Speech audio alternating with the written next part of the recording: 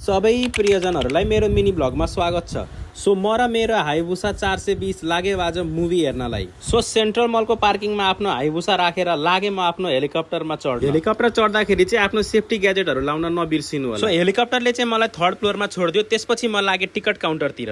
So सोचिराख्नु भएको होला कुन फिल्म हेर्न गएको, यो चाहिँ जन विकको युनिभर्सबाट ब्यालेरिना भन्ने नयाँ मुभी आएको छ। सो टिकट रिसिभ गरेर म लागे हलतर्फ। सो हलमा चाहिँ मेरो स्वागतको लागि धेरै मान्छेहरू आउनु भएको रहेछ र लाइट र बेलुनहरू पनि सजाइएको रहेछ। सो क्यापुचिनो विथ मल्टिपल शट्सहरू लिएर म लागे हलतर्फ ब्यालेरिना मुभी हेर्नलाई। सो मुभी त एकदमै कम्प्लिटली एक्सन प्याक्ड मुभी हो, किनभने जन विकको युनिभर्सबाट भएपछि अभियसली यसमा एक्सन त छ। जन विकको फ्यानहरूको लागि चाहिँ के छ भने यसमा जन विकको पनि क्यामियो राखिदिनु भयो। फिल्म चाहिँ एकदम नै बवाल थियो। फिल्म सकिसकेपछि म लागे हाइबुसाको हेलमेट लिन। सो बच्चाहरूले मेरो हेलिकप्टरलाई चाहिँ हाइजेक गरिसकेका रहेछन्। सो म हिँड्दै हिँड्दै पार्किङ एरियातिर गएर हाइबुसा लिएर घरतर्फ लागे। So that's the end of the video. Follow गर्न चाहिँ नबिर्सिनु होला। एन्ड यो युट्युब च्यानलमा ब्रेकअप भएकोले बियरको बोतल फाल्नुहोस् या लप परेकोले रोज फुल फाल्नुहोस्, मलाई थाहा छैन, तर क्लिक चाहिँ हुनु पर्यो। सो यति भन्दै बाई।